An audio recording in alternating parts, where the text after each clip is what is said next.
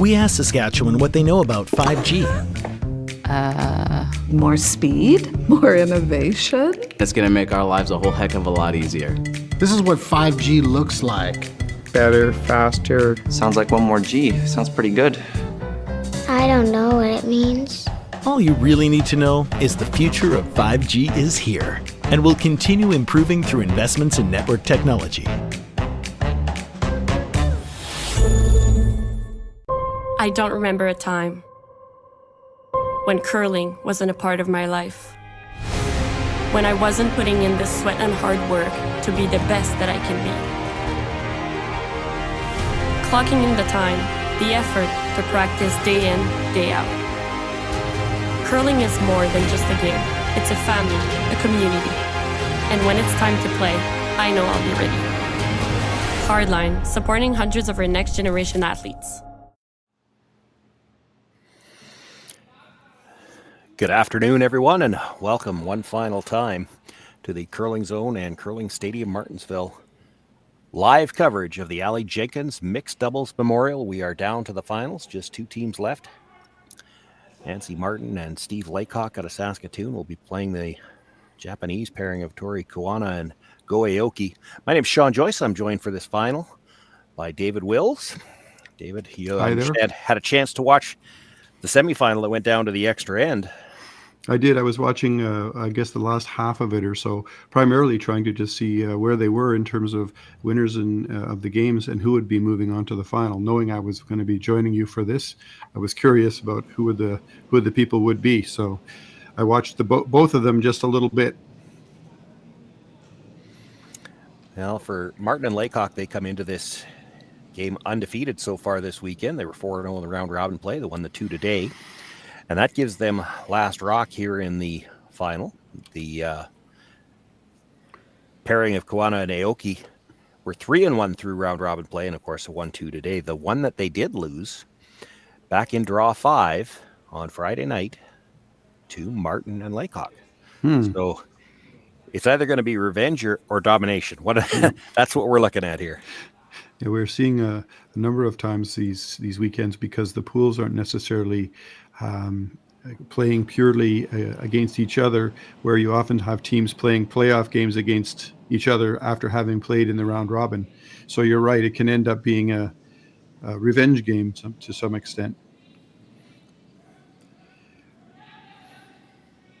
First stone on the top corner of the button, Nancy Martin coming down. Looks like trying to move that stone.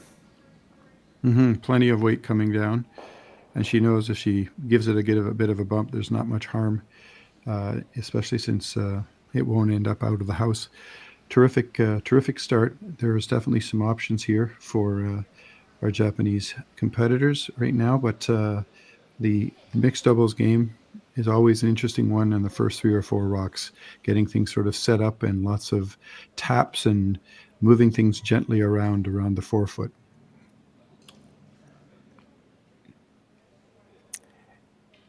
This Japanese pairing, also one of the few that you will see where the male player, Aoki, actually throws 1 and 5. Tori throws 2, 3, and 4. And I mentioned this in one of the previous broadcasts. Had a chance to do some of their games last week for Vernon as well. And Tori herself has an unusual setup on her out turn where she actually sets like an in turn and takes her counter after she leaves the hacks. But she's very effective with it. She's got incredible confidence in her accuracy. The other thing they have to watch out for is how and when the rock starts to really curl toward the end of its trip. I noticed in the previous game she had a number of shots that looked really, really nice, but then as they hit the hog line, they started to really, really bend. And thankfully they know that, but Go had to be really quick with his broom a couple of times in order to keep the shots on line.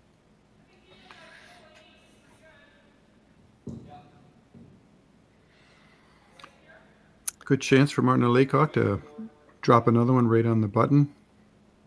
Put a stranglehold on this situation. Certainly, and with last rock, chance to score perhaps a big end, opening things up.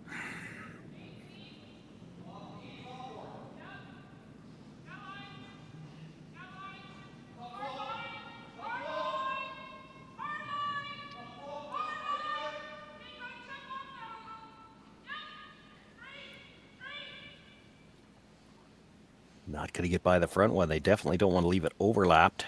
Does get a chip off just a little bit. A little bit of daylight coming around on the intern side now for Go and Tori, and see if they can put a good rock in place to help save this situation. I don't know. How much have you had a chance to watch this weekend, David? Probably this will be the 5th game I've either watched or called for this particular event. Because I was going to say, you could probably still get to the face of that blue around the outturn on this ice right now. Actually, yeah, you're right. It won't look great from the hacks, but you can get there, yeah. Mm-hmm. I think if it's necessary, but if you have the choice. Oh, for sure. It seems to me this does look like it's miles out there, but you're right. It does finish really well.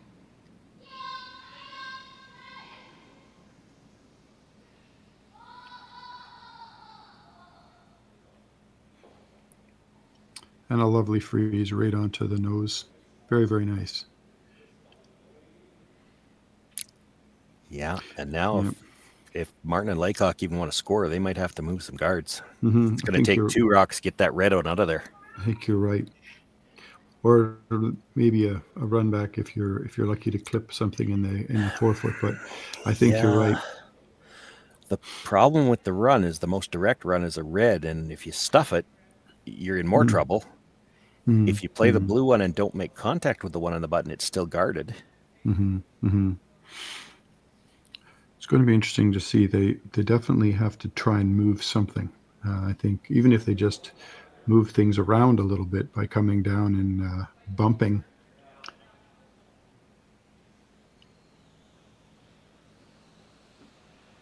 So this is the model where we have one player in the house holding a broom and the other one throwing the rock and then popping up to sweep.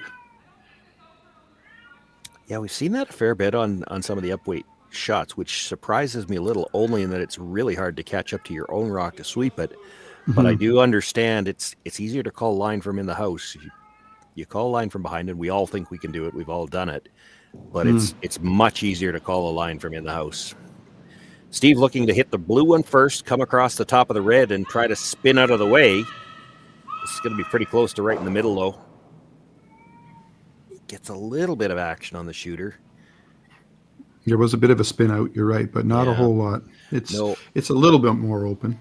Well, and really, though, it's if you want to pick right and wrong side, it's open from the wrong side for them to do anything with it.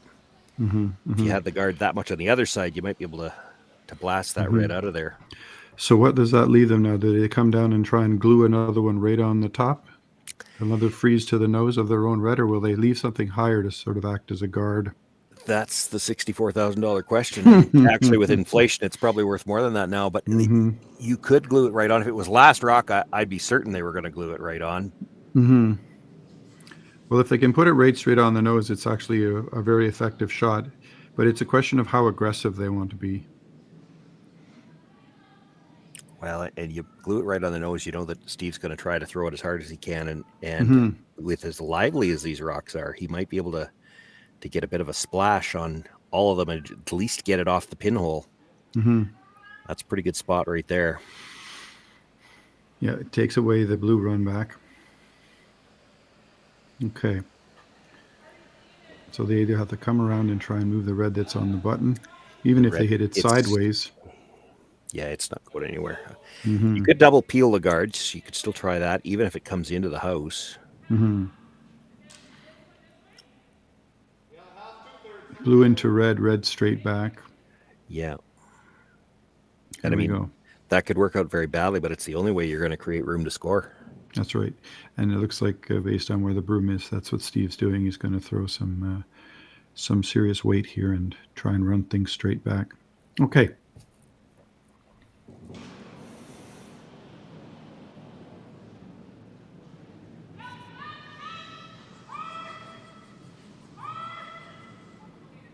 Might have overcurled again. Okay. Moves a lot of rocks, but still that one on the button shot rock. Yeah, and I was going to say there's still a guard out front, although it is definitely now not really covering anything. No, you could probably get to half a rock now, kind of, if with big weight, and Nancy can throw big weight. You could rattle between the two reds, you'll lose one blue one, but there still could be a shot for two there. Mm-hmm. Now, if Go Aoki can freeze right to the face, I don't see that red one going anywhere. Yep, I'm with you. And I think you're right. That's the plan. This is their last rock, so just a little bit on the right side of center, and then let Nancy try and see what happens. Now, interesting here in that I'm just looking at the blue one at the back of the button. Do you not think, David, I think to sit two, you'd actually have to move the blue one a little bit, which, I mean, there's a couple of inches before it jams in the back one, so you could. Mm-hmm. But no, I here's think the you're thing. right. Yeah. If you just freeze and you're sitting one, I think Nancy just probably throws hers away and gives you one. I think you're right. If you want to make them throw it, you probably have to sit two.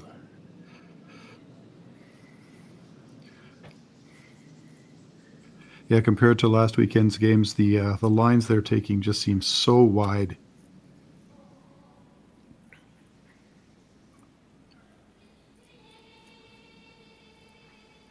Wow. Line is good coming in. Now, is he going to have enough to move it? Nope. Nope. It's close. Boy, oh boy. Now we see if Ryan's listening enough to zoom in. Oh, it's real close. Yeah.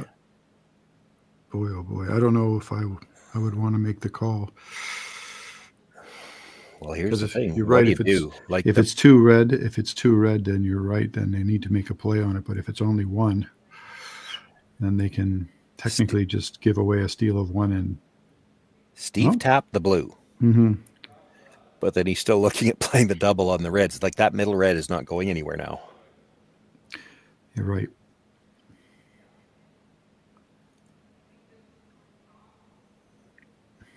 And Nancy's double checking because she's checking the little white border around the ring as a gauge. So I think she feels that they have to make a play on this red. These stones are really lively now. If you hit it as thin as you possibly can, boy, it doesn't look like you can hit it that thin on the outturn side. The guard is still kind of in the way for the outturn. Mm-hmm. If you can hit it really thin, you might get that middle one to drag a little bit and spin because the blue rock's not going very far. No, you're right. Well, it's a nice situation to be in if you're red. Yeah. Now, Nancy's got to throw with all her might. I think the more energy you can put into this shot, the better chances you have of trying to get reds far away. Got the big weight, got a lot of rotation. Still on the guard, I believe. Yep, just set it a little bit on her release. It'll be one for sure, and I wouldn't be surprised to see the measuring stick come out. Mm-hmm, I'm with you.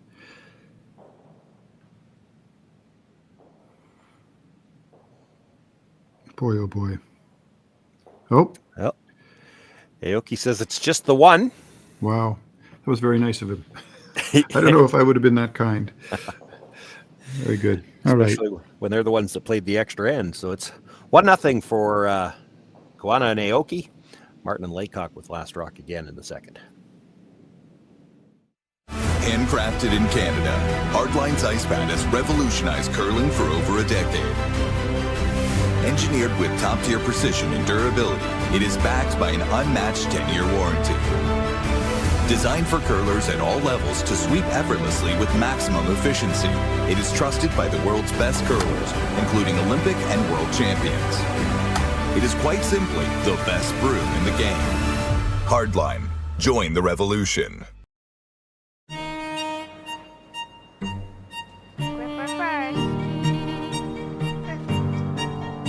Don't forget your brooms. Yep, you got it.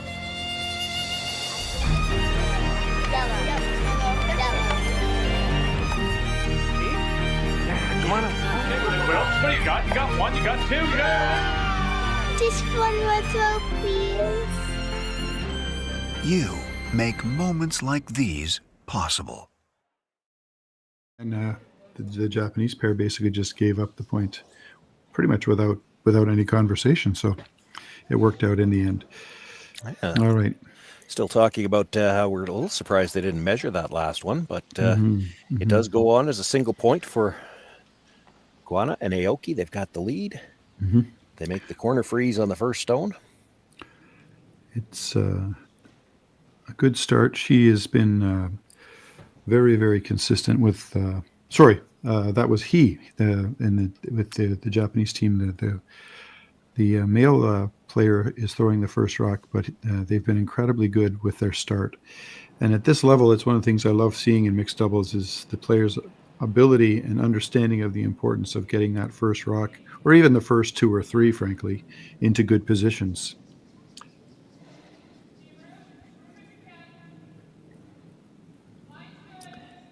That little bit of a bump off, they did give Nancy room if she's got the weight to try to pass it by the blue one. That's always half the battle, right, for these teams with last rock is how and when do you make more room in the forefoot to try to score your extra points. Gets down to the corner. So they'll come down again and try and jiggle it. And these are all, in a sense, setup rocks so that when we get to the ones toward the end, we have opportunities to move things and sit into good spots. The ones behind are the interesting ones for me. I don't know if you ever have done lawn bowling, but my significant other is an avid lawn bowler, and sometimes they will throw it behind the target. And I always say, why are you throwing it behind? Don't you put it in front? And they said, no, because somebody will come along and knock the target ball, called the Jacques, back into those rocks or those bowls, and then they got a great spot. So I started paying more attention to the behind rocks. I have seen that a few times. I played it, played lawn bowling a couple of times. But the one thing I will say is I've never seen anybody be able to knock the button back in curling games. So no, nobody can move the button. Yeah, but having that, you'd like to sometimes. Sometimes the backstop rocks. It's funny how they'll say, well, like last end you were saying, well, that rock's not going anywhere because literally there's a rock right behind it, so it can't get out of there. And I always find it interesting to see what's behind the tee line as opposed to what's in front. Pretty good shots so far. Red is in a nice position to tap themselves up if they have a chance. It depends on which handle or which turn Nancy and Steve decide to use. In turn coming. Yeah, and kind of to what you were just talking about, this is where it makes things interesting. The team with last rock would like to move these rocks as early as they can. They need some room. But here already, we're in a spot where Steve's going to have a hard time moving that red. He can put it onto the red right behind it, or he can chip it thin to try to get it wide. The problem then is he rolls behind the tee line as well. So you have to make a decision. Which is more important, get a good spot for your rock or get this rock out of the button area? And you don't have a lot of time. There's only 5 thrown rocks to set things up. Yeah, I think they're trying to get by the red rock. But now they're right up to the face. Okay.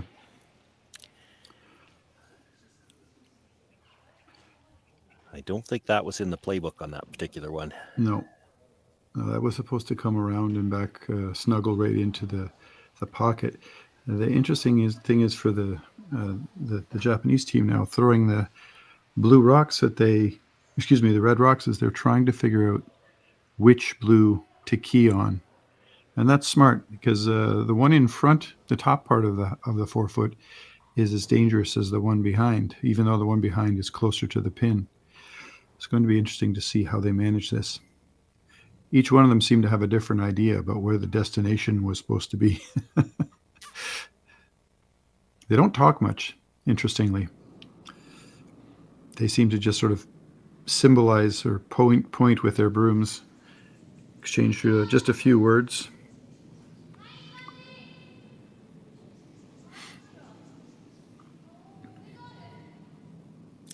Plenty of room early, but it has to have. This looks like it might be a little strong, though. Has to get by the blue one. No, it's not strong either. That sits right on the face of the blue at the back of the button. That's Aoki sitting 2 now. Yeah. in basic terms, it looks absolutely lovely, but I'm just a little worried that it's possible for them to play a high weight double by just playing the outside of the red. I'm not sure if it's possible or not, but it's close.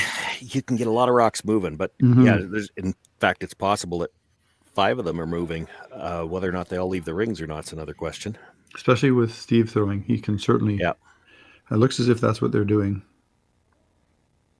Must have hit the outside roughly, I guess, a quarter of a rock or so. And I think we'll lose at least 2 reds and probably at least, well, the shooter and 1 blue too. Things are going to be cleaned up if he makes this on target. Yeah, the direction it drags, I think he loses both blues, but he won't mind losing the backing. The problem is it cuts down how many he can count.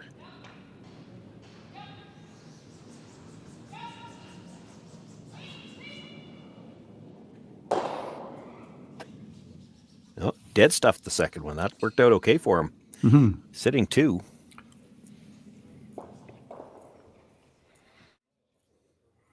And actually where that red stopped at the edge of the 12-foot, it probably prevents Aoki from being able to play the double. One more look at it. Mm-hmm. Another look, it was funny. I think Nancy was anticipating a lot more curl. And then partway down, she said, okay, no, we're good, because I think it ended up being so heavy that it held its line much better than they expected. Nice shot. Yeah, there's probably a slash double available on the blues. The problem is that red at the edge of the 8-foot is probably a catcher for the one coming across the face. So I think likely playing the same draw here. She just threw, freeze to the blue one again. I think so. I mean, the only other option is to tap it through the house and then a little flip over in front of their own red, which wouldn't be a bad thing either. That would be you remove a blue, but the blue is just backing at this point, so needs to curl a whole bunch. Well, if her weight's right, it will. And it is, and it did. Wow. Very, very nice. And they obviously know this ice well. It's impressive, the confidence that they're throwing when they're throwing these great big wide swinging shots. It's really very impressive.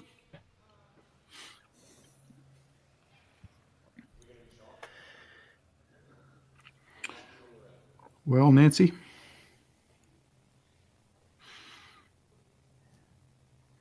Steve first. He's got 1 left. No, they're just sharing their theories. Yeah, their first thought seemed to be to play the red with some weight again, and maybe you could almost triple them if you hit the first one thin enough. The problem is you're likely losing your own blue at the back. You'd really have to flirt with the guard to hit it at all. Yeah, you need to play a fairly conservative weight. So they're going to play the blue at the top of the 4-foot into the shot stone. Yep.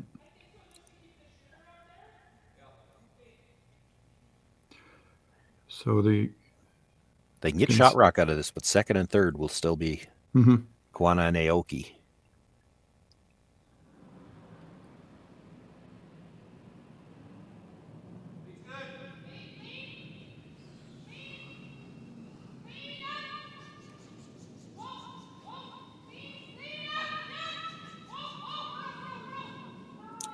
Got tons of room by the front one. This has got a lot of weight. Oh, it fell.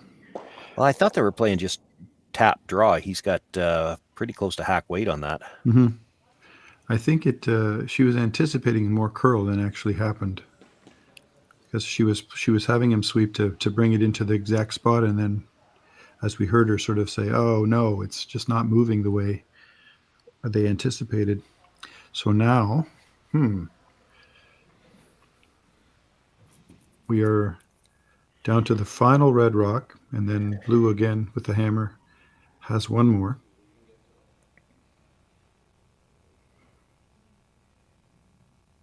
And I didn't see them gesture what they wanted to play. Certainly, you could just play the guard, but if you could get to the inside of that blue, maybe chisel off of it a little bit, you might be able to sit 2. Still basically just draw weight. You can't throw it hard. Yeah.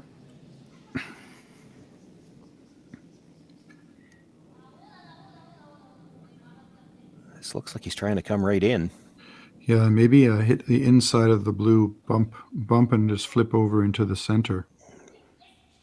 Oh, this is a guard. It's too late for that, yeah. Just gets the guard on it. So there is room to come the other way for them to come down and sit on the button, but they'll get one at most. It looks like they're talking about trying to hit. But wow, there's not a lot of blue rock visible. Yeah, and it's never for two either. Mm-hmm. Mm-hmm.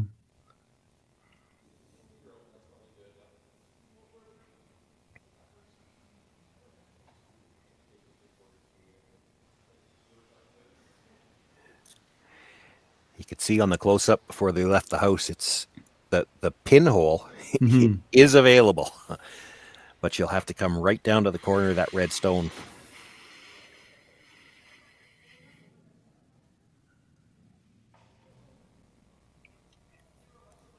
If she's got the weight to move it, the redstone's not going very far either, so they'll have to be really mindful of not rolling too far with the shooter.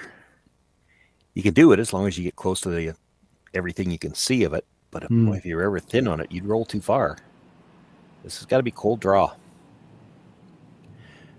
Nancy Martin, final stone of the second end, trailing by one, facing one, has the pinhole available to draw to. Steve seems worried about the weight.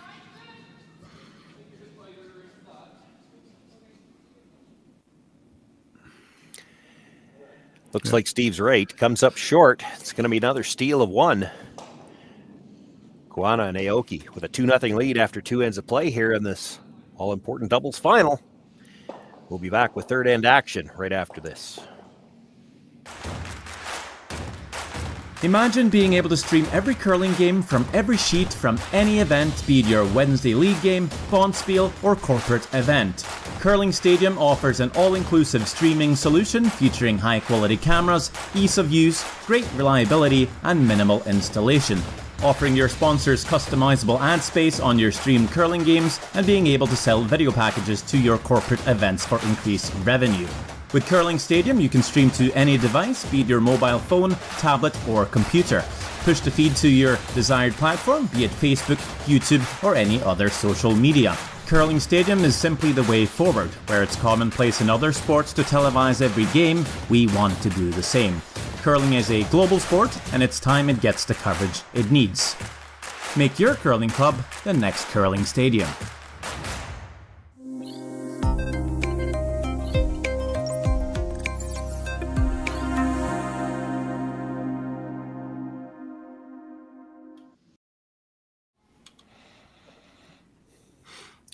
Third end already underway. Here is the first stone.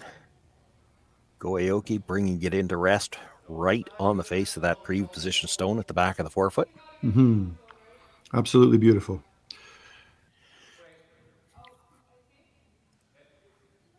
Both line and weight control with this team. They've really been impressive. I'm going to be honest and say, I mean, I've been watching international teams quite a bit in the last 2 or 3 years. I don't remember seeing them before this season. The other Matsumoto Tanida team that is also playing in this event, I've seen them before, and I just wonder, do we even know who is the reigning mixed doubles champion in Japan? Is this the current champion, or is the other team, or do we even know who it is? You know, I don't know that, and to the point you were making, I was actually wondering myself, when you got two teams like this coming out of the same country that are playing so well, I wonder, do they train together, or is there a rivalry where they, you know, and I don't know the answer to that either, but it was a question that came to my mind. They certainly could help each other get better. Yeah. Well, I've spent time sort of living and working in Japan many, many years ago, and I find that they're very, very fierce competitors. I mean, they're very happy competitors. They're polite and respectful competitors, but they definitely will always try, you know, to do their very best. And there's no sort of, I don't think there's as much of a supportive style to the play between the teams.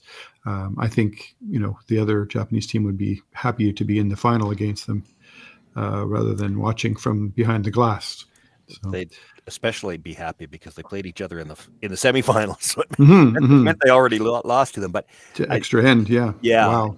When you've only got two teams, and I don't know, maybe there's a few more on the doubles. These are the two that I've seen more of. If you're the only two teams coming out of that region, there's an argument to be made that you can help each other get better. But yes, at the end of the day, you're going to have to play against each other for that national title. And if you have training centers in a given part of the world, they tend to all sort of work together or train at the same place together, especially if you have a centralized program with a key coach.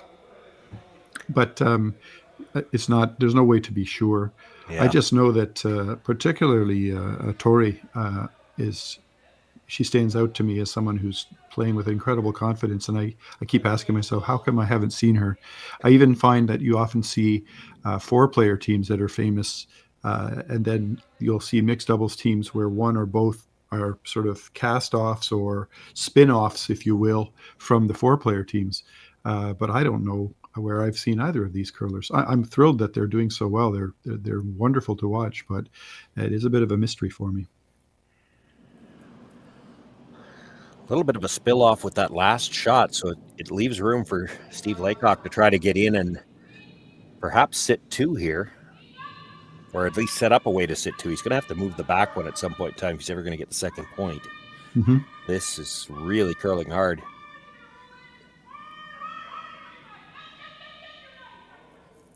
By the guard, not going to get by the red one in the rings. That actually works out for them, though. It gives them a shot, a rock he can come off of to kill that stone at the back button. Yeah. I think they've left Go and Tori with a chance to throw some weight and try and move both blues. I don't see them getting by the reds. I think the 2 reds go if you play that. Well, the one at the back of the button probably jams, but that blue stone on the button is not leaving the 4-foot. Yes, you're right. Well, the only other option is to just add another one to the pile. Yeah, and I think that's what they're going to look at. You might want to just chisel the one that Steve Laycock just threw, and you'd have a bit of a wall at the tee line. This one they're about to throw, there's probably not enough rocks left in the end to get it out of the 4-foot if you make that.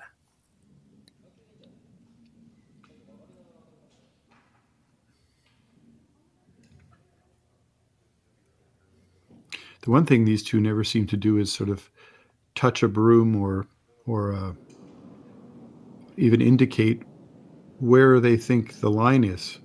Like they know what they want to do. They know the shot, but they don't ever seem to sort of touch the ice at an aim point or a target. Interesting. I don't know, David. For some of us, that'd be the best part about doubles, is nobody knows whether I've missed the broom or not because I don't know That's true. where it was. Yeah, that's right. Yeah, I missed that. So another hit the broom every time. Yeah. Gets the little tap, and it actually chiseled the blue shot stone, I think, just a little bit, enough now that I'm not sure you could make the double on the back reds. Like, I don't think you'd ever get by the blue stone now. This is interesting.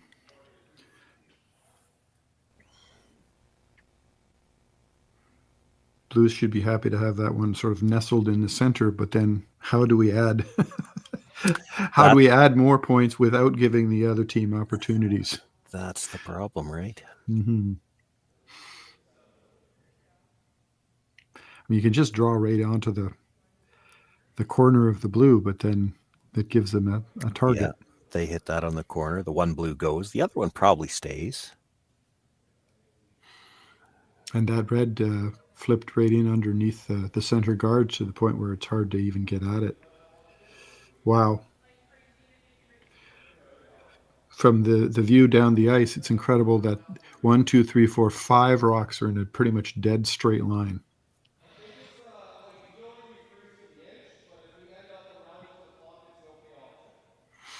Speaks to the precision of the players. It's amazing.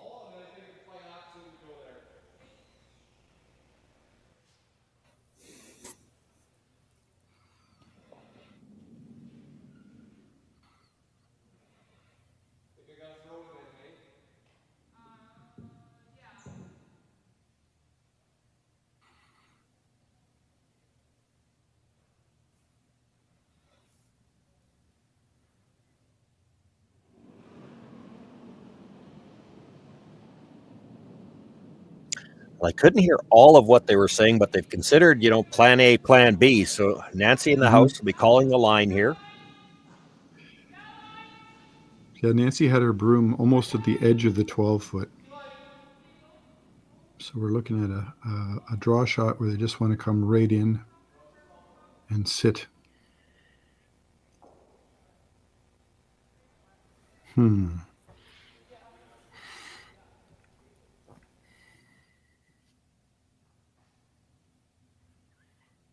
Yeah, I don't know either.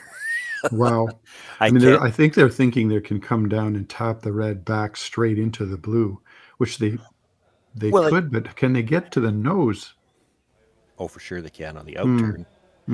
The thing is, all they're looking at to move it is to try to cut down the house. So here's the thing. If you play that, look at where the blue-red are after the one that Steve just threw. They're overlapped. Do you want to change that? Like, you can't tap that blue up now. It's the red's behind it. That's right. Yeah. The only shot that Koana and Aoki have to make anything of theirs better is the tap on the red, but then they might leave room to tap the blue. A little cat and mouse here.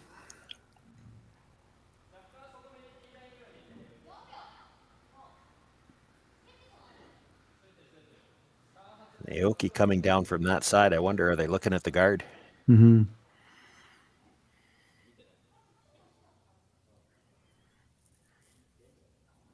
Well, he's sweeping like this is going to be an outturn. He's on the outturn side to sweep. You can never tell from Koana's set. So they are coming down. You have to think probably going to try to tap their own stone, though. This is really curling early, though.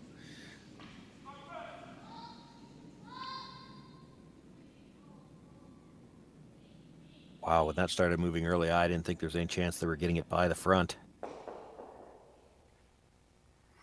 Maybe a little strong. Well, it didn't hurt the point you made about the red and the blue at the top of the 4-foot. I still think that blue is not usable. Oh, they sure. they can hit into the red, but then I don't know that it's going to outcount the blue at the back. I know what you mean. Depends on whether it dead stuffs or if it spins a little bit. You could, if you could get close to the nose on the blue, it'll spin back towards a corner freeze on that one on the side, the red on the side of the 4-foot. This is great. One of the things about mixed doubles that you just love. How many rocks in play? All of them in the 8-foot, most of them in the 4-foot, 2 of them on the button. It's just great. Here's the one thing that I'm not sure always gets considered enough in doubles. Steve's worried about what he could make here, and he could make the shot I just talked about. But if you make that, does Aoki have the tap on the red that was just thrown into a freeze, and maybe you can't score at all if he makes that. That's right. It's what can you make and what are you going to leave? What are you going to leave? Here we go. This is the shot we just mentioned. Okay. So they made it. Now tap in. But if they tap that to frozen, can you even score? Yeah. Frozen or even a hair flopped over on an angle so that it's right between the two blues. Yeah. That'd be lovely and almost impossible to remedy. 5 blues and 4 reds. And somebody's probably going to score 1.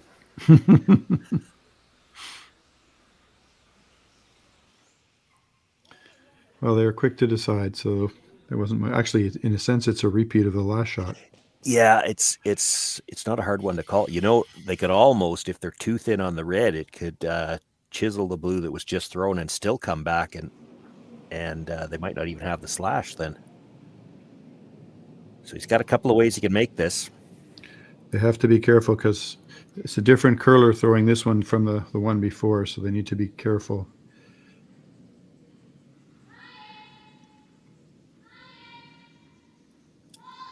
Line's good.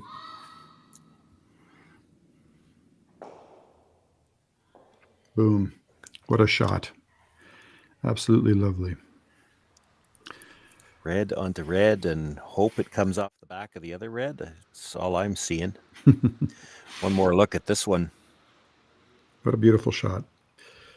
It's really impressive. That was the first one was thrown by her, and the second one was thrown by him. And they both made absolutely lovely shots with the right weight and the right line. I don't know. Is there an in off of the red to come across? I don't know if it's there. Maybe to kill the blue.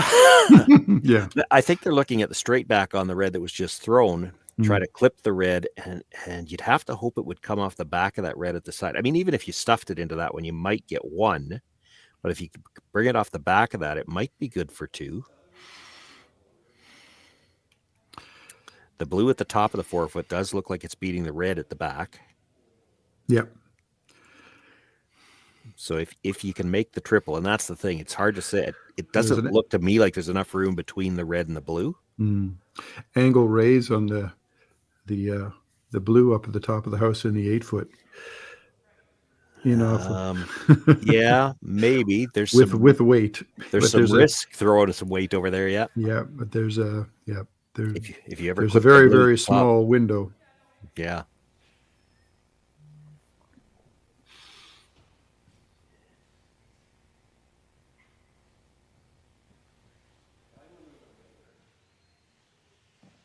It's hard to be a team where you're playing quite well, but the other team just seems to make everything, and so you're sort of standing there going, what now? What do we have to do? I'm not 100% sure what they've settled on here either. No, I'm not. We'll see when I'll have an idea when she sets up in the axe.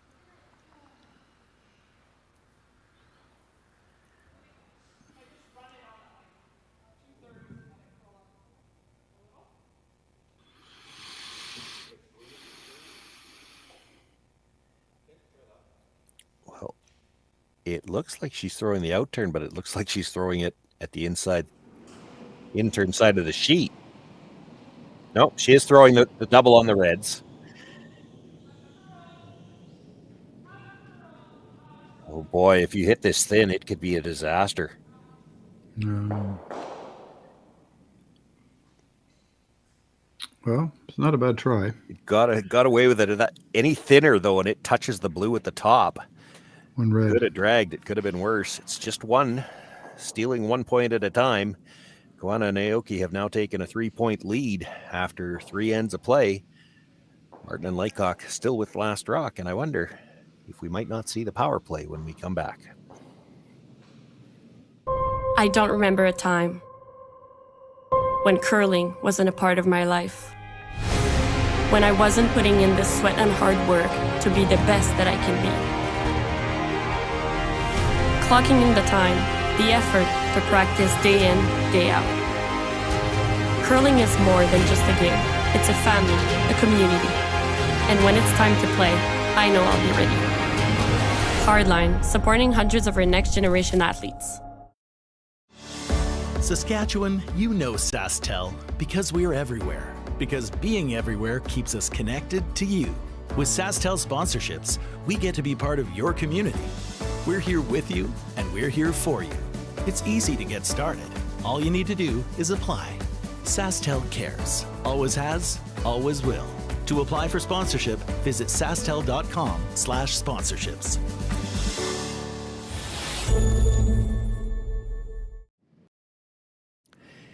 It is the power play here as we begin play in the 4th end, and the shot you've seen so often in doubles that's actually made its way into 4-player curling is trying to push the corner guard into the rings. Yep, anywhere to the rings or even through the rings, but you hope it won't hit the bumper. Steve Laycock desperately wanted it to hit the bumper, couldn't get it that far, and of course everybody was watching that rock. Nobody saw the shooter. We can watch now. We can tell you it hit the board, but yeah, it definitely hit the board. I'm in Saskatoon, and I don't know where you are, David. They can't really ask us. No, but the replay, I don't know, I guess the replay guy, but it definitely did. Yeah. I think they figured it out. Yeah. Steve is smart enough to realize based on where that other rock went, there's no chance it didn't. And good for them. What a lovely shot. Bit lucky because it's another couple inches and they'd have to replace it. But yeah, it was probably a little more weight than he intended to throw, but it works out. Nancy looking to guard the stone in the rings now. They haven't updated the score on our screen. I think it's 3-0 now, right? It is 3-0 for Koana and Aoki as we play here in the fourth end. Guards back. Pretty good spot for the guard, almost the same as it was. Saw a similar shot to that in the power play in the last game, and I just throw this out there as an option, for teams when they're playing in this situation. She didn't actually have to throw the guard there. She could have come right in. They still can't hit. The doubles, a little different than the 4-player curling. It's not just a free guard zone. It's you can't hit anything until after there are 5 stones in play. That's right. So you could have brought that one right in and then guarded 2 of them with the next one. If you make the guard too good, my concern with it is they're going to come around and try to sit on the corner. Mm-hmm. And if they make that, you're in a little trouble. I'm a fan of the replacement of the guard, but have the guard, if you can manage it, just bite the top of the 12-foot. So that it technically is on the rings, but to do it's both. Still trying.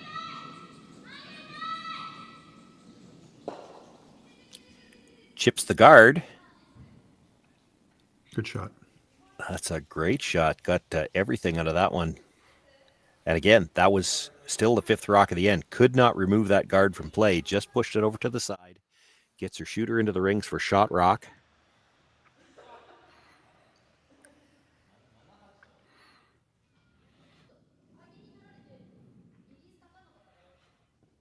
Now we're almost to the point of it's like regular curling and so much for your power play. Mm-hmm. Well, they even just hit the nose. They lie 2, and it's pretty hard to make a double. So the chance of making a 2, which is in theory what you're supposed to be able to do on a power play, well, they're throwing the guard though. Oh, they're throwing the guard again. I know what you're talking about. I also know what they're thinking in that at times you think about, well, we're only on the 3rd stone of the end. It's hard to hold a deuce for that long, but the 3rd stone of the end in doubles means there's only 2 more to come. Mm-hmm. But the thing is, now they can throw the guard if they want, but it's the run back is there, the peel is there. I mean, there's no more.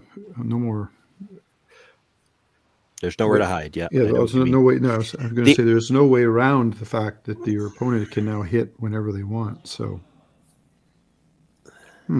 okay. Now, if they dead stuff the run back, then it suddenly looks like an okay idea. Yep. Yeah, leave the red in the house to hit on your last shot, I guess. Yeah, the other team's not going to guard it, so the danger is that at some point in time, though, they just split the rings and sit 2 on you. Probably not going to do it this early.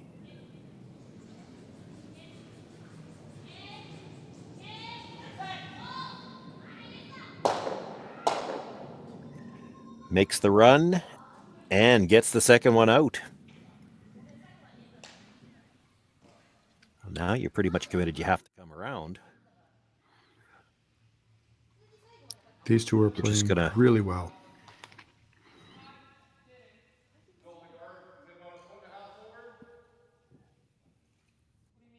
Tori Koana going to wear out the replay machine at this rate. Mm-hmm. And nice to see Nancy acknowledging that shot. I love to see when, even though we're trying desperately to beat each other out on the ice, you acknowledge, hey, that was a great shot.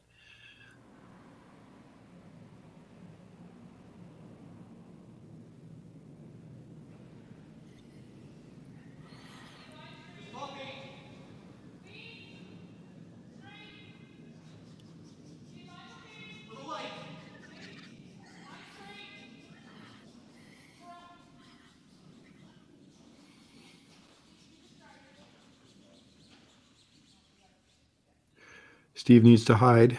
It looks like he's done quite a good job there. Well, there's half open. Still half open. You did hear him call. It was a little bit light. If he gets that back just to the front of the tee line, it's probably dead buried. Mm-hmm. It does create a teaser. There's a choice for Tori. She could play the run back again, and she did just make it, or you could go after the blue stone directly. Mm-hmm. I don't think they hesitated much on this one. I think they both think the shot's there. He's starting to have a conversation with her about whether or not it's as easy as they thought.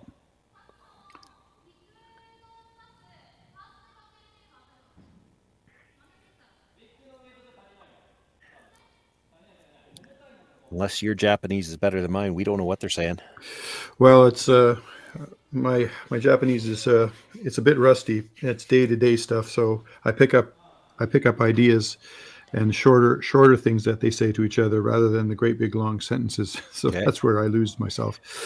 We know they're discussing the two options. I just don't know which one they're leaning to, and we won't know which one she's playing until she comes out. Yeah, she did just make the run back, and it's a shorter run back this time, and it's her own rock. Mm-hmm.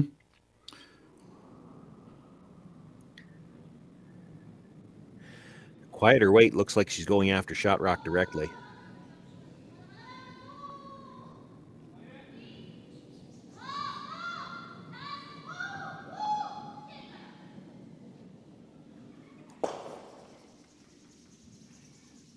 Makes the hit, comes across, and actually sits in front of her own stone.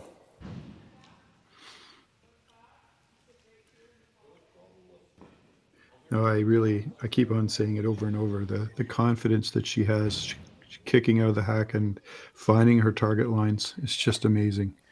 Really wonderful curling. She has been impressive. Mm-hmm. So it's good to see they battled all the way to the playoffs and they lost in the semis last week, and then they've done even better this week. Now they've made it all the way to the finals. So it's super. And I don't know whether they'll be in the Canadian curling circuit on an ongoing basis from now until maybe Christmas time, or whether they will end up going back home. I know that a lot of the foreign teams try to find 2 or 3 events that are, well, in Canada, you look for ones that are relatively near each other, because it is a little tricky if one tournament is in Nova Scotia and another one's in Saskatchewan and another one's in Ontario. But if they can find 2 or 3 in a row that are close together, they can play all of them, and as a one plane ticket kind of trip before they head home. So it's going to be interesting to see if we keep seeing these guys over and over again.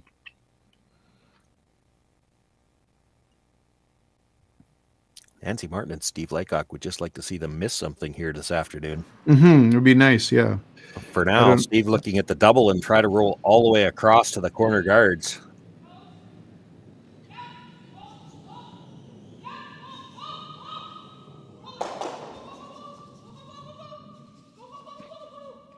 Very nice. Gets the double, does leave his shooter, again, probably at least half exposed. That's such a tough shot to roll that far with the weight that he had to throw to make the double, to try to control the roll into that spot. Did probably as well as you can expect to do, and it's probably not good enough. The shot still has to be made, though.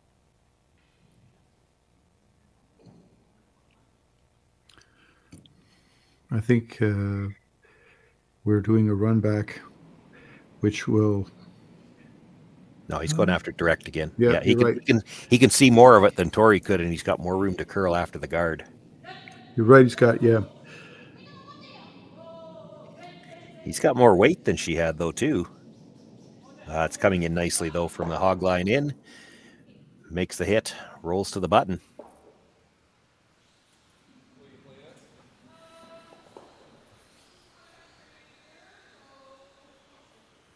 Really impressive work. I really thought, based on where that new rock ended up, that they would try the run back, just so that as a backup plan, if the run back didn't work perfectly, they would at least get rid of the guard. But nope. Well, this is the last stone. The guard didn't matter. You're right. Sorry, of course. That was my thinking. I think, why don't they just use a shot that gives them more than one option as a result? I see what you mean. It does get hard when they're going to the home end. There's always a rock left back there. That's the pre-positioned stone for the next time they're coming this direction. Mm-hmm. That's why I have you here.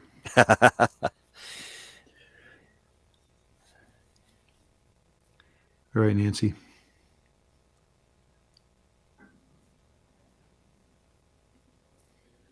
Just trying to get clear in her mind what she needs for ice to make this hit.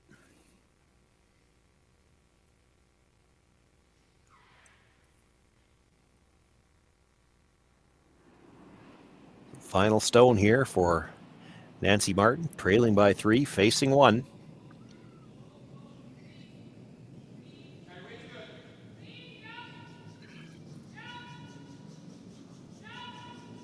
Guess I probably should have pointed that out. Another difference here in doubles play, if you blank the end, you lose the hammer, so they've got to take their single. That's right. Makes the hit, stays right there. Martin I wondered Laycock. if that might happen. I was all ready to say what you just said, except I was thinking I would wait and see if, for any reason, that didn't stick around, and then we could say, hey, they don't get to keep the hammer. Welcome to mixed doubles. It's very rare to see a blank end in mixed doubles. They might be happy to get rid of the hammer. It's been good for 3 points the other way so far. You're right. Koana and Aoki with a 2-point lead, and they will have last rock in the 5th. On behalf of the volunteer board, the support team, and all the families who will be helped by this year's Sandra Schmirler Foundation Telethon, thank you for being a part of this historic moment.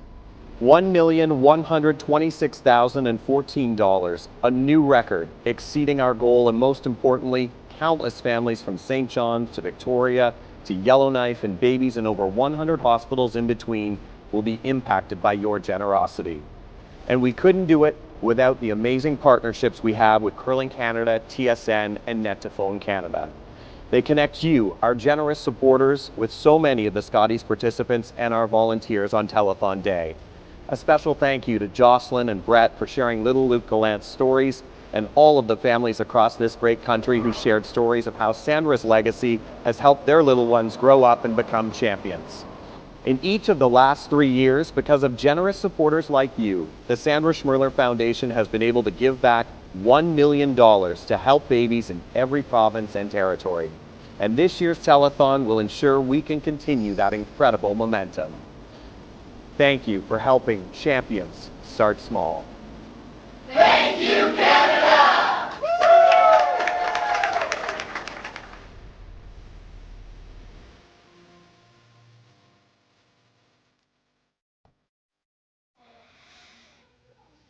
Well, with the hammer against them for the first 4 ends, Aoki has put on outstanding amount of pressure.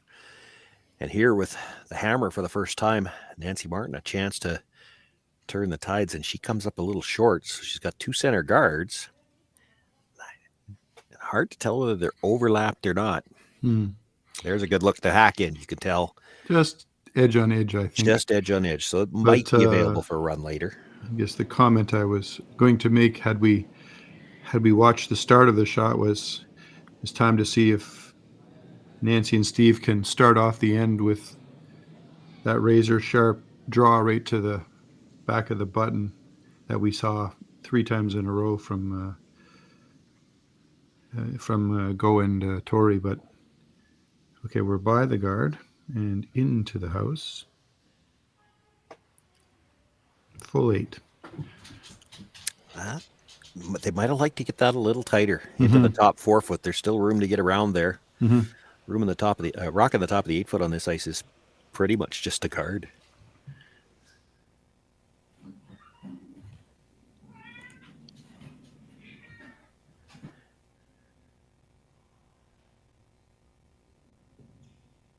Let me put you on the spot, David. You're trying to steal here. Are you coming right down to the back one, or do you need to get a rock in front of the tee line? And does it matter that the start of this end didn't work out so well for you? Yeah, I think if you're going to try and steal, given where those 2 red rocks are, you come right in and try to challenge your opponent basically to remedy a situation. You kind of force their hand a bit. So I think that's what they're doing based on where Nancy's broom was. They are trying to draw the button basically. Okay, so stay in front of the tee line then. Yeah, if you can stay in front, but basically you want to be between the 2 reds. This looks very nice. Okay, hair heavy. But had to get it by the stone at the top of the 8 foot though. Absolutely. You rub off that and you probably pop out into the open. So. A heck of an effort. And still not a bad rock, but it does technically leave them an option to come right down and sit on an angle right on the shot they just threw, basically. So good. The double peel looks pretty easy, though. No, you're right. And it comes down to asking yourself which one would make the opponents sweat a little more. I think you're right, though. This is the way to go. There's not a lot of room in that 4-foot right now. You could open things up with a good shot here. Well, Wow. She might be a little thin on the first one. Yeah, she This needs to curl. She set it a bit. Okay.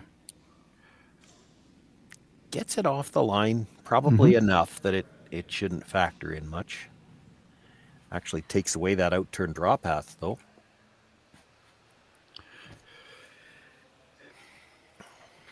Yeah, it still looks like they're coming the same way. So I guess they feel like there's a gap, or they're going to guard. I would think so. You got to guard Okay. the red run back, and with that blue sitting over there, there's really no out-turn draw path. I think that Tori would need the out-turn draw to get to the corner of the blue and move it. So that out-turn draw is already gone. You guard the run back, and they probably have to peel the guards again.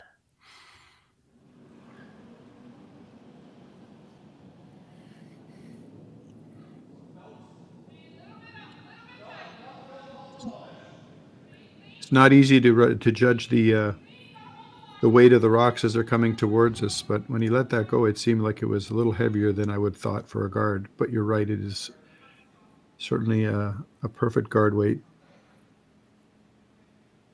And splitting the center line, not bad. Now, the question becomes... Yeah, when you peel this, where are you sending it? Mhm. If you peel it into the other blue...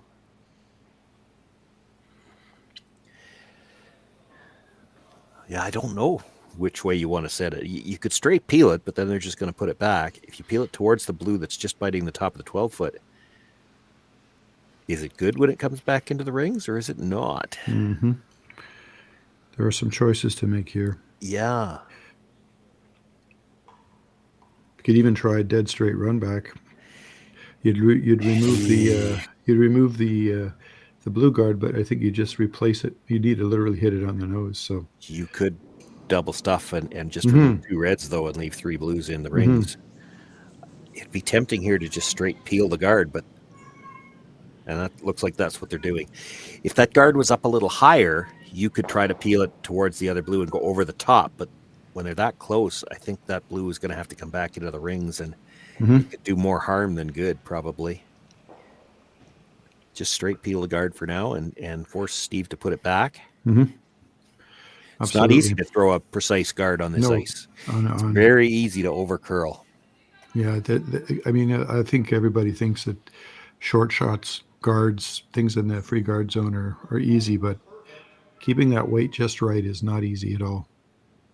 Wow, and with this big curl, you've seen it on the draws coming into the house already. It looks like you've got a ton of room and you sweep for curl, and it's so easy to over curl.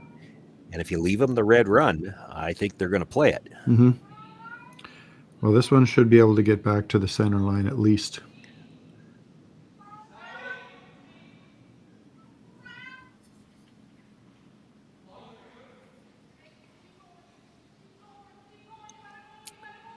This is going to be quite a bit higher, though.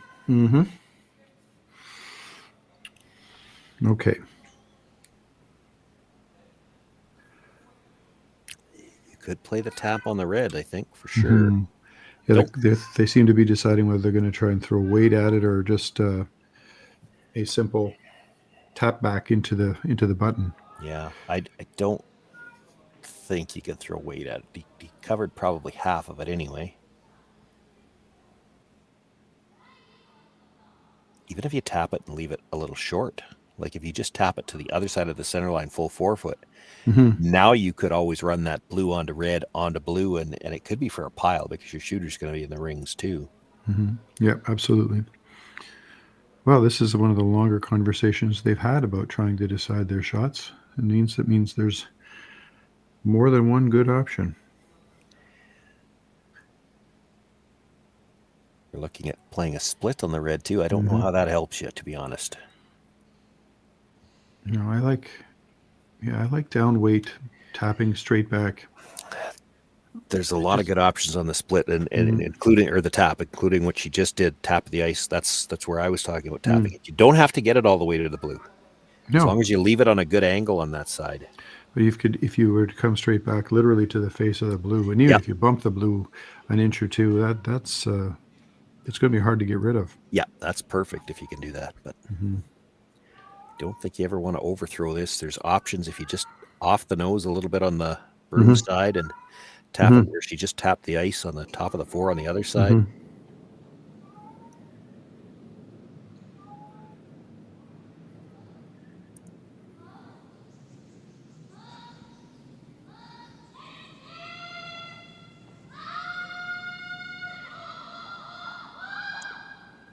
I think with this weight, she's got to get awful close to the nose. She did. What a shot. Really lovely. Boy, we thought it wasn't even going to curl to the nose, and it actually curled past the nose, I think. Yep, just ever so slightly. She angled it back towards the blue. Look at this. Wow. Yep. And amazing. The important thing there, broke the existing corner freeze on that redstone. So Steve and Nancy have to be real careful here. There's room to get that blue out now, and it could be for a pile. They talked about coming in on top, but you might just make the shot easier if you do that. It's a tricky situation because you're right. There's danger with 3 reds in the house, and the blue. I'm going to call it exposed. Yeah, essentially.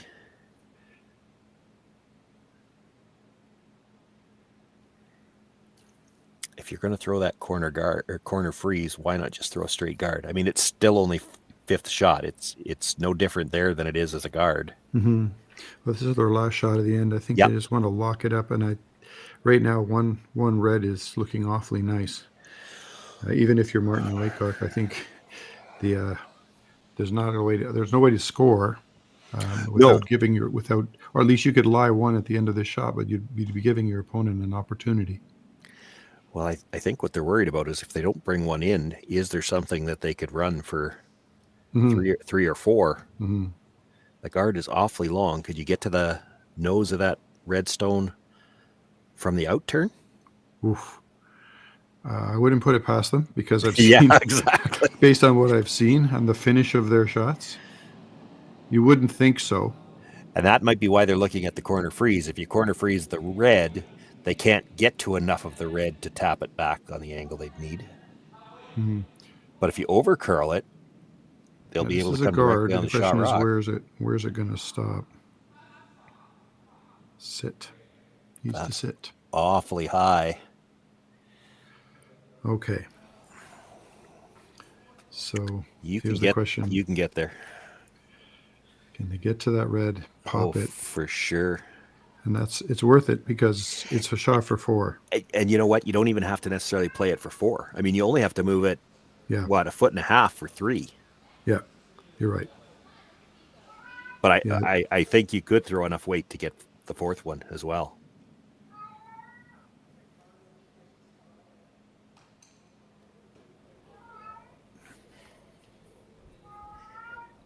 And this was all set up by the last shot from Koana, not just that she made the tap, but actually broke there was an existing corner freeze at the back, moved that redstone just enough that there is room for that blue to clear. That's alrighty. That kind of precision is not something you're supposed to expect in doubles. That's 4 players with a line collar and 2 brushers to make that kind of precision. That's right. Yeah, absolutely. But we're in the final, and this is one heck of a team. Here we go. Looks like it's narrow. Nope. He's by the front. Once they're sure they're by the rock in the rings, he'll carve it from the other side. Touches the blue. Hit the first one a little thin, so he doesn't move it very far, but it's far enough to get 2. Yeah, seemed like he needed a little bit more weight, but what a heck of a shot. Nevertheless, a good 2. So they will take a 5-1 lead after 5 ends of play, and Martin and Laycock will have to take that last rock back. Handcrafted in Canada, Hardlines Ice Pad has revolutionized curling for over a decade. Engineered with top-tier precision and durability, it is backed by an unmatched 10-year warranty. Designed for curlers at all levels to sweep effortlessly with maximum efficiency, it is trusted by the world's best curlers, including Olympic and world champions. It is quite simply the best broom in the game. Hardline. Join the revolution.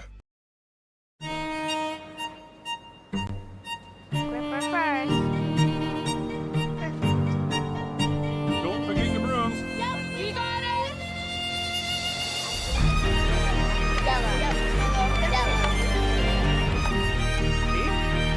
Come on up. Okay, well, what do you got? You got one, you got two, you got... Just one more throw, please. You make moments like these possible. Sorry. Here we go. Go Aoki throwing first to start off this sixth end again, and as we saw in the first four, locks that first freeze onto the back blue stone.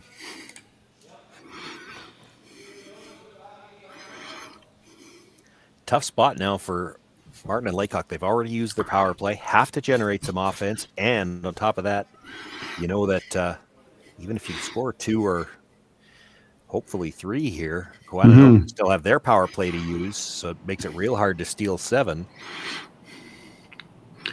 Absolutely. It's and then to make things even more interesting, Go has just thrown another absolutely beautiful starting rock.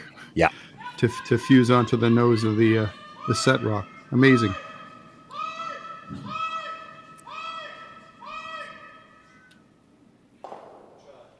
There's a nice shot by Nancy Martin, and not just important to get the freeze there. She actually broke up the existing freeze, and you could see the angle is set up so that she could get the red by the blue at the back later on. And that's huge because they need extra points. They have to be able to clear those reds past the blues to the back.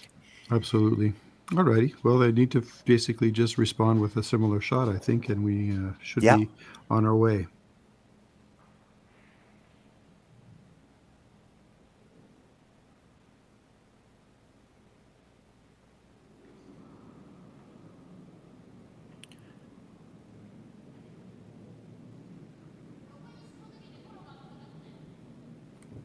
Okay.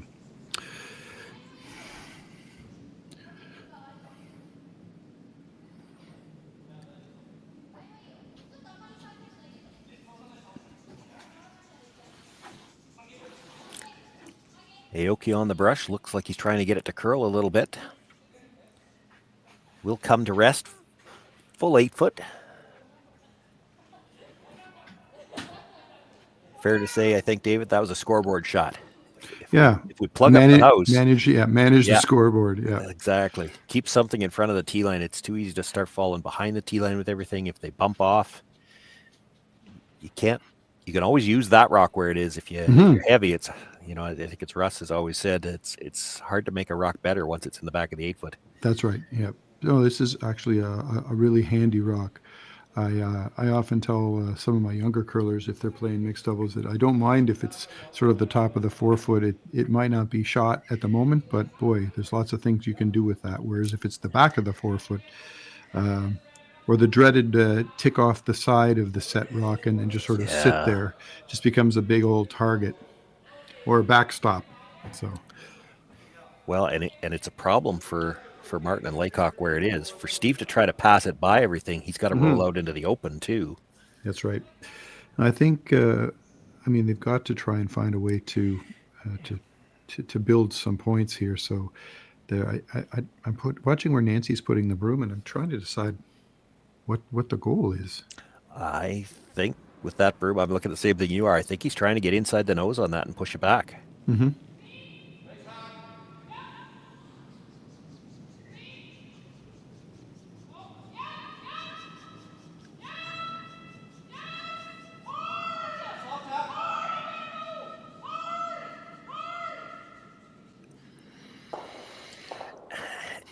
That's one of those shots where the doubles discipline, it's a little tougher, because if you had 4 players and 2 brushers, the second it got by the guard, you'd switch to the other sweeper and try to get that to the inside. And it's just too hard to do that when you're the only sweeper there and trying to dance around it. So they tap the red up to the freeze. Yeah, again, was not a bad shot. I kind of wondered what their plan was, because it's not really so much about where the rocks are in the 4-foot now as what can we do, or what was the plan with the shooter? Were they planning to leave it right there, or did they want to sort of move it a little bit one way or the other so that they had access? Because really that whole side is getting so clogged up now that I'm not sure a lot of good things can happen. No, I do think they wanted to get past the nose. If you hit it on the broom side and roll out a little bit, Tori just removes that stone from play. So they needed to keep it under cover, but they had to get to the inside of the red, and they didn't. They lined everything up in the 4-foot. Mm-hmm. I wouldn't be surprised to see this just be a guard. Wow, it's got to stop. Yeah, it's...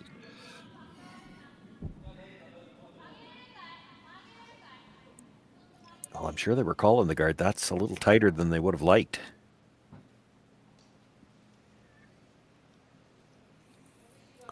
One, 2, 3, 4, 5, 6 rocks in a row.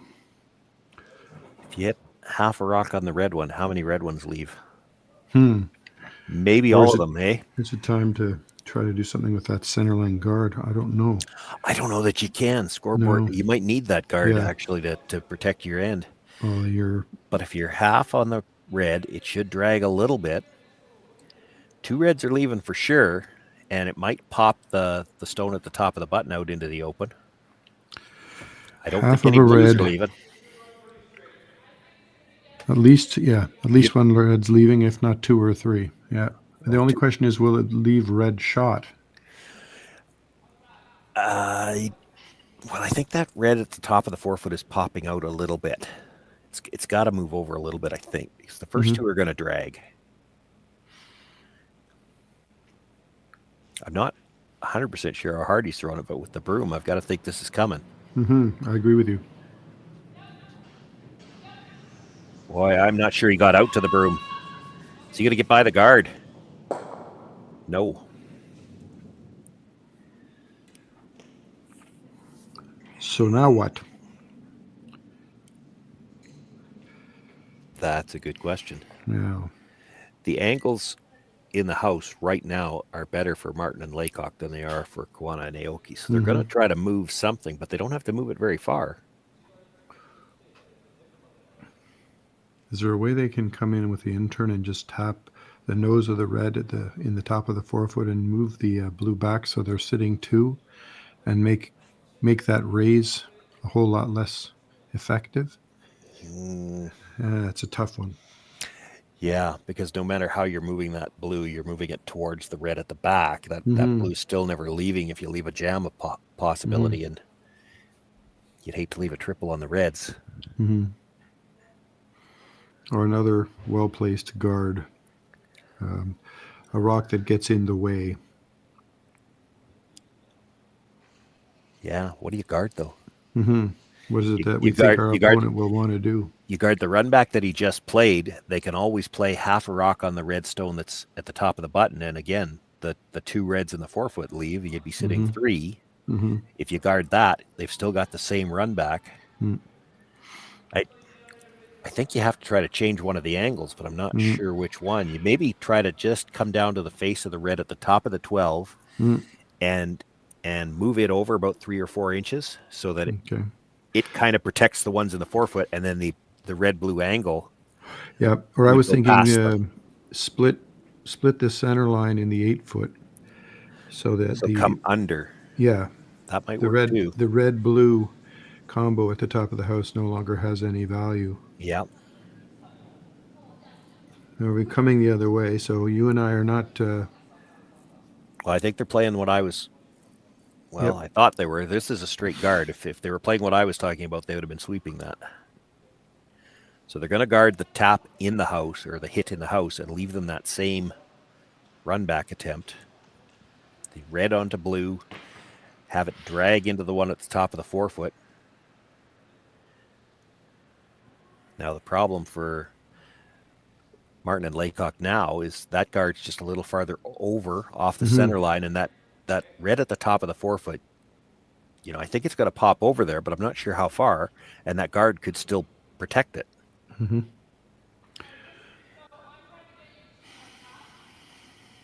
I don't know what else you got, though. You got to try to move a couple of reds here, and hopefully you've got an angle somewhere to run onto the one that's left. Nancy's giving him a little more ice than she did on the last shot, and they seem to be thinking they want to hit half of the red. And this is not on the guard this time. Might be a little thinner than half, but that should work. Boy, they didn't get any kind of pop on the red one, and what a bad break, because they stayed frozen to it, but it's lined up to the one at the back of the 8. Mm-hmm. One more look at this. It actually dragged the first blue so hard that the red didn't go anywhere. And you're still frozen to it, but you can't get it out. Look at where it goes. That's a bad break. Well, they definitely knew what they wanted to try, and I think it almost worked perfectly, but when you get into issues of drag and angles, sometimes you get a little bit surprised, especially when you're throwing a lot of weight. Yeah. And there were how many rocks involved in that collision? At least 5. So here we go. There's some more weight coming now. This is the last shot of the end for... Just trying to reduce the amount of shrapnel back there, and actually rolls that to a very good spot. If there was any chance, if there was any chance of getting that red out before, there's no chance of getting it out now. It's a backstop. He was actually thinking of the flat double, but by rolling to where he did. Yep, and it's funny. I don't know if you noticed Tori's face, that she kind of grimaced as he kicked out of the hack, because she had to try and catch up and stay with the rock. She was funny. I think she knew he was throwing weight, but she kind of got caught there. There you go. Come on, you can do it. Awesome. Well, how important is the deuce here? It's totally vital. Then you got to run. If you give up a steal or even just take one, I think we're in big trouble. Then I think you have to run the guard. You're running the guard back. You try to just rub the one on the button and have it come back and clip the one at the back of 8. And that's the only thing I see for 2. Okay. And you could throw that 1,000 times and you might not get it at all. You don't think you could hit the blue on the inside of center and then roll the shooter onto the 4-foot enough to score a second point? Depends where those jam at the back. Like, it maybe. Yeah. I mean, we're talking, I was just thinking like, I know what you mean. Backline weight. Then because the one you hit should count, and the shooter is the thing that's got to be the second trick will point, be getting the shooter in far enough to outcount the redstone that's going to jam at the back, and it looks tough to me. Yeah, well, it'll almost get out of the 4-foot, not quite, but it won't quite. Well, here comes Nancy. Rocks are 11 inches wide. These are brand new rocks, so that stone at the back isn't all the way to the back of the 8-foot. So it's still going to have a sliver of the 4-foot. She's going to have to roll in.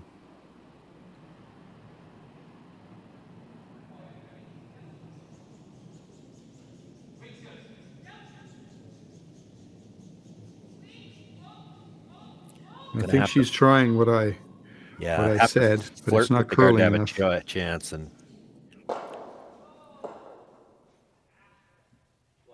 one blue. So Martin and Laycock picking up a single point here in the 6th. It's 5-2 now. 7th end about to get underway, and we'll see if Koana and Aoki use their power play when we get back. Imagine being able to stream every curling game from every sheet from any event, be it your Wednesday league game, bonspiel, or corporate event. Curling Stadium offers an all-inclusive streaming solution featuring high-quality cameras, ease of use, great reliability, and minimal installation. Offering your sponsors customizable ad space on your streamed curling games and being able to sell video packages to your corporate events for increased revenue. With Curling Stadium, you can stream to any device, be it your mobile phone, tablet, or computer. Push the feed to your desired platform, be it Facebook, YouTube, or any other social media. Curling Stadium is simply the way forward. Where it's commonplace in other sports to televise every game, we want to do the same. Curling is a global sport, and it's time it gets the coverage it needs. Make your curling club the next Curling Stadium.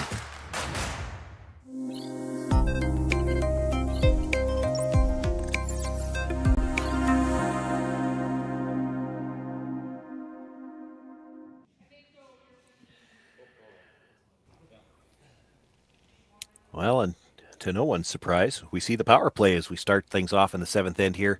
Martin and Laycock down by 3. Going to need to steal 3 points in 2 ends.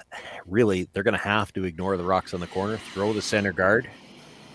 Tough to steal 2 in this end when things start off on the corner, but if they can set up a steal here, steal a 2 when you have to start everything in the middle in the 8th end, there is a possibility. Yeah, you could put a centerline guard, or you can even come into the house. You could, yeah, they can't hit it. Top button, and it has to be left alone. Well, it can be moved, I guess. But they've decided to put the centerline guard, which is great. And then the next one, the goal will be to come right around and start filling up the center of the ice. Now, there's the no tick zone is not used in doubles play. Will they play the split on the center? Interesting idea. Or just put another one in the house. You could. Or come around the guard that Nancy and Steve just placed for you. This looks like the split.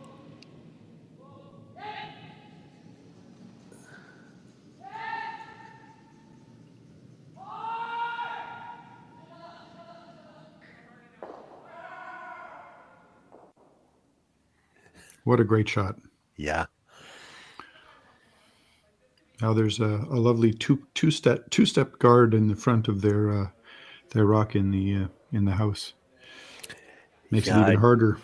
Don't know how much that one matters because Steve and Nancy really can't play out to the corner. Do you have to, I think, probably throw a long center here and then hope that they jam it on something playing the peel? If you come in too tight with the center guard, it's just too easy to clear everything when they peel it.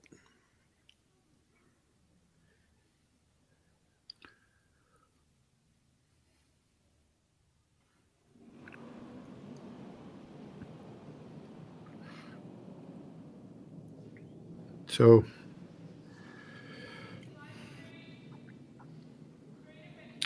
once this rock comes to rest, the peel game is on.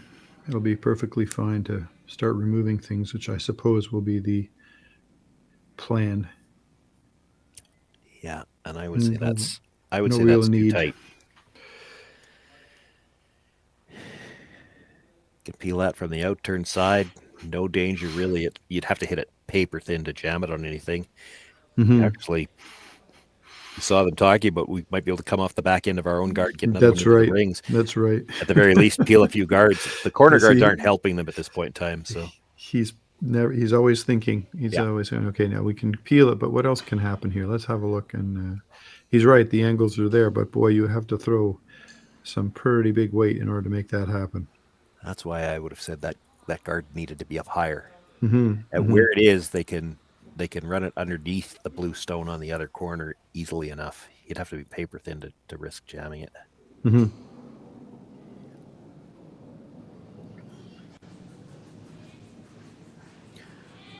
Well, not going to be thin.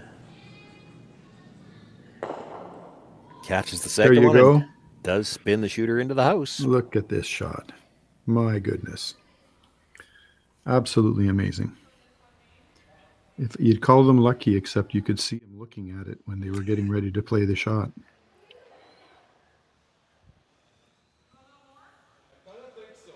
Tori Koana again wearing out the replay machine. Now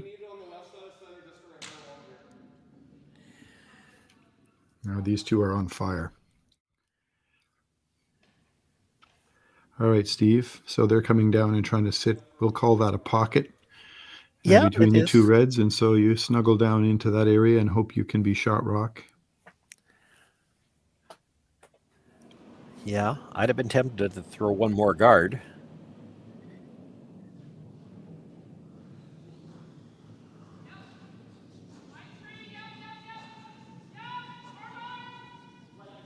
Boy, this has got to hold. He's got to be shot rock here. It doesn't do any good second, and this is well short.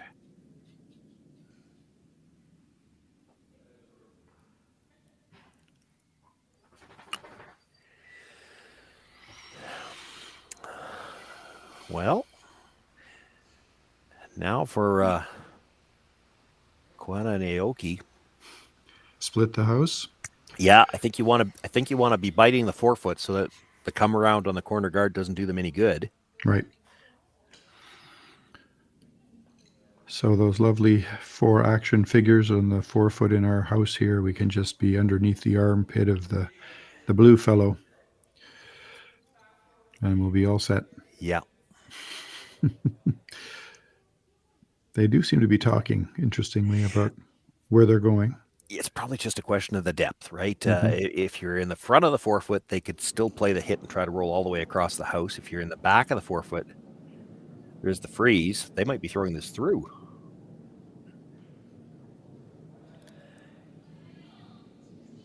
It looked like she came out with a lot of weight.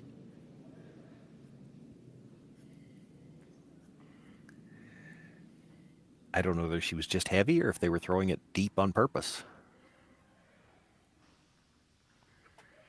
Maybe just concentration. Maybe. Well, there's a place to freeze now. Yeah. No, it doesn't look like they're doing it. You can still freeze on the other corner now and hope that you got a chance to double this one out in the next one. If you freeze that one here, they'll just try to blast it out. And one thing we've seen, these are brand new rocks here in play in Martensville this year. The striking bands are very lively. It's really hard to put any kind of freeze on there good enough that they can't blast it out.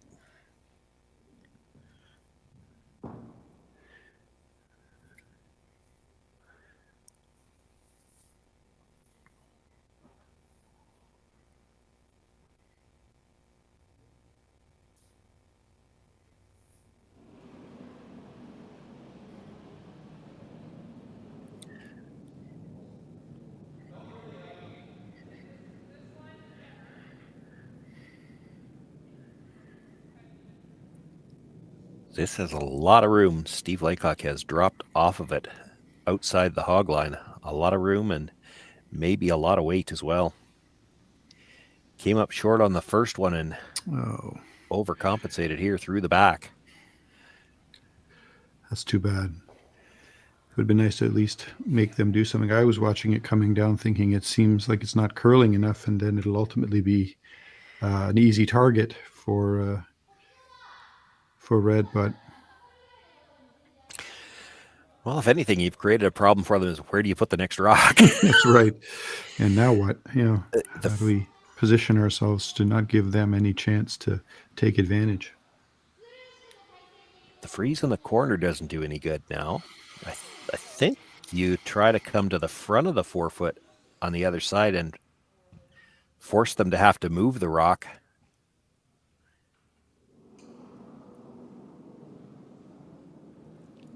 No, she's coming back to the same side, so going wider even still.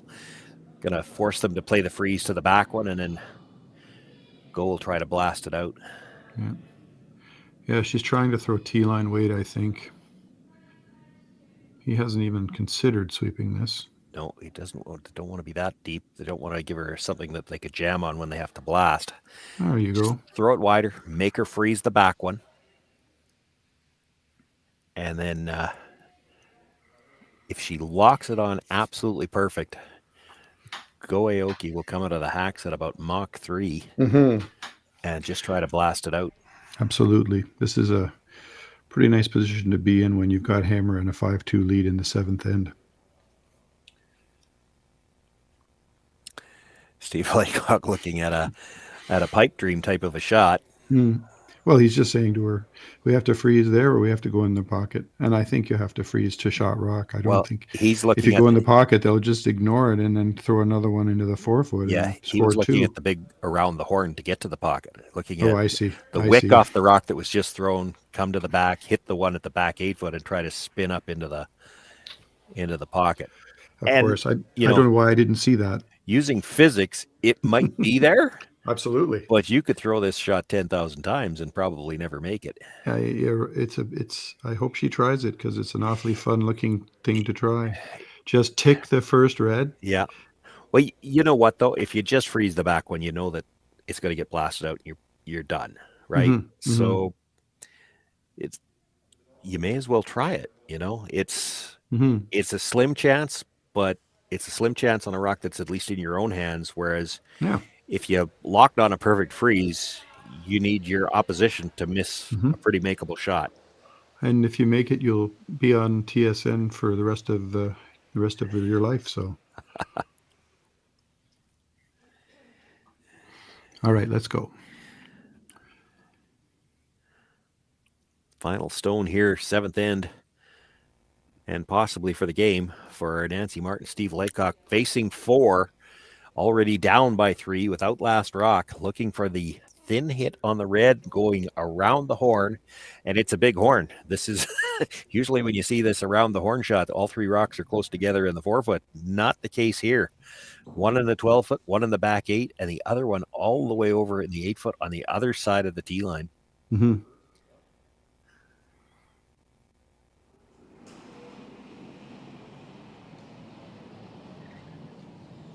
Through the big rotation, that'll give her a little more action if she makes the contact right, but she's still got to hit the first one. Oh, that's too bad. And it goes right through the back.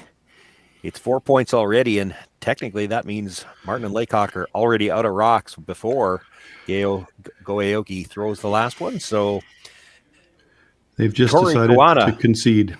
Mm-hmm. Tori Koana and Aoki are the champions here at the 2024 Aly Jenkins Memorial Mixed Doubles event here in Martensville. Well, congratulations to both teams. That was great to see them both reach the final, but I got to say, they played an incredible game, and I guess the whole tournament, frankly. It's really amazing to see this young team play. I hope we see them a lot more in the future. And here's Nancy continuing to try. They might be out here for a while to see if that, if that around the horn could go. I would want to say it might be a bit cruel, but I was going to say, Nancy, let them try it, to see, because the way that they're shooting these days, it wouldn't be surprising if she came close.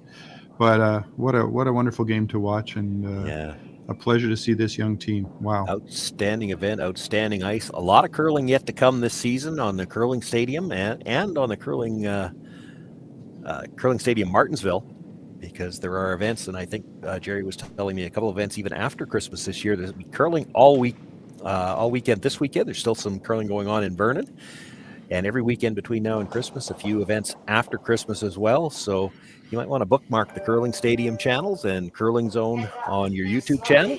A lot of curling action, a lot of championship curling action this fall and into the spring. My name's Shawn Joyce. David Wills joined me here for this final. It's an outstanding final. We were glad you were here all weekend long and look forward to seeing you throughout the season.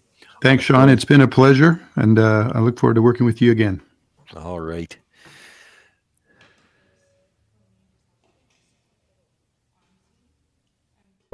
I don't remember a time when curling wasn't a part of my life. When I wasn't putting in the sweat and hard work to be the best that I can be.